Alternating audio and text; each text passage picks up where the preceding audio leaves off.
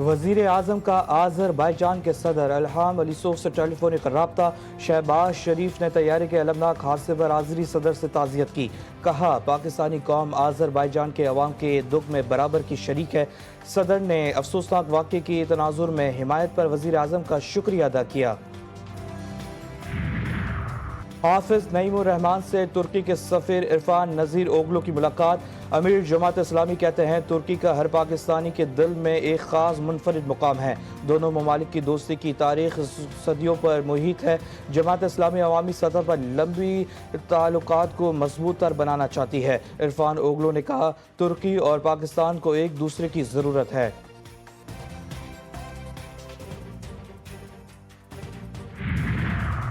और रात गए कराची के मुख्तलिफ इलाकों में ट्रैफिक जाम। नुमाइश चौरंगी, डिग रोड, जौहर मोड़ और अतराफ में गाड़ियों की लंबी कतारें लग गईं।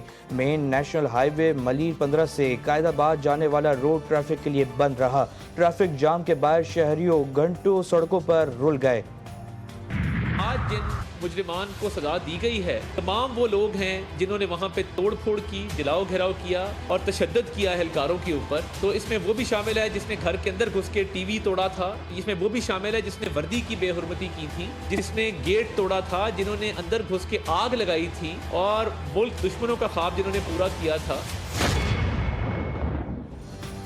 ताज़ा है 9 मई बानी PTI की साजिश। वफाकी वज़ीर इत्तलात अता तारड़ की कड़ी तनकीद। कहा कि 9 मई के मजीद 60 मुजरिमान का केस मंतकी अंजाम तक पहुंचा।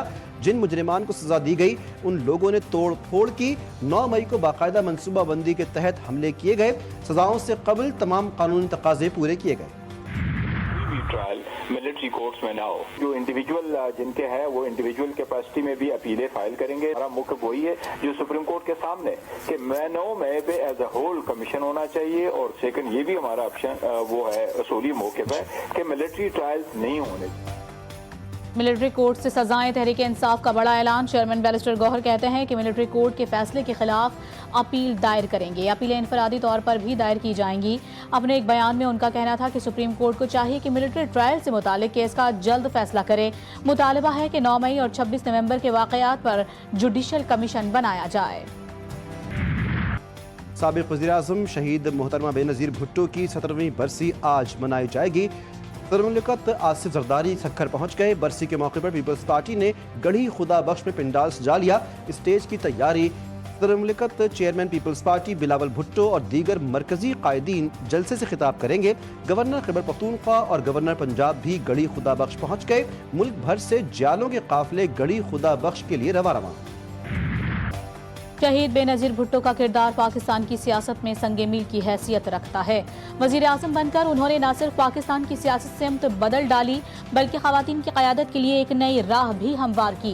बेनज़ीर भुट्टो की सियासत का महवर हमेशा अवामी खिदमत रहा है। अपने दौर में माशी इस्लाहात, ख़वातीन के हुकूक और तालीम पर खुसूसी तवज्जो दी। सियासत में मुख्तलिफ चैलेंजेस भी मौजूद थे। सियासी मुखालिफिन और फौज के साथ ताल्लुकात में कशीदगी शामिल थी। वज़ीर आला सिंध का इस्लामी दुनिया की पहली वज़ीर आज़म को खराज अक़ीदत। मुराद अली शाह कहते हैं कि मोहतरमा की सियासत का महवर किसान, चरवाहे, मजदूर और मुतवस्सित तबका था। बेनज़ीर भुट्टो पिसे हुए तबकात के लिए उम्मीद की किरण थीं। बेनज़ीर भुट्टो को शहीद करने का असल मकसद पाकिस्तान की तरक्की को सबोताज करना था। शाज़िया मरी का कहना था कि शहीद मोहतरमा बेनज़ीर भुट्टो पाकिस्तान की वो बेटी हैं जो कभी जुल्म के सामने नहीं झुकी। बेनज़ीर भुट्टो रूहानी तौर पर हमारे साथ हैं और हमेशा रहेंगी। वो अपने नाम की तरह बेनज़ीर थी। हम 31 जनवरी तक इस मुज़ाकरात को मंतकी अंजाम तक पहुंचाना चाहते हैं। खान साहब ने ये कहा है पाकिस्तान के लिए, पाकिस्तान की बका के लिए मैं अपने पर होने वाले कातिलाना हमले, मैं अपने साथ रवा रखे जाने वाले हर सलूक को माफ करने के लिए पाकिस्तान के लिए तैयार हूं। जल्द से जल्द इस मसले को हल करना है। बानी PTI का मुज़ाकराती कमेटी पर भरपूर एतमाद का इजहार। PTI रहनुमाओं की बानी से अडियाला जेल में मुलाकात। हामिद रजा ने मीडिया से गुफ्तगू में कहा कि 31 जनवरी तक मुज़ाकरात को मंतकी अंजाम तक पहुंचाना चाहते हैं। बानी PTI अपने खिलाफ कातिलाना हमले, मुकदमात माफ करने को तैयार हैं। हुकूमत के साथ मुज़ाकरात का अगला दौर 2 जनवरी को होगा।